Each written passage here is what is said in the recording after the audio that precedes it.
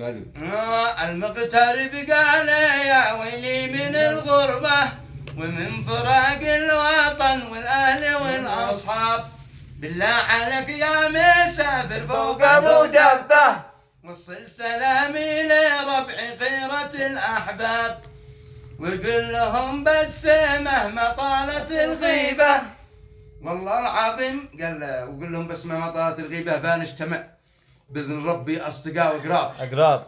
لو اليمن مستقرة ما بها نكبة، والله العظيم ما أسافر عند ناس أغراب، لكن هو الوضع ذي جالس ولد قحبة يهرب الناس للغربة بدون أسباب. عانيت كم يا مواطن قد قرح قلبه في ذمة الحرب والأوضاع والأحزاب. أحزاب.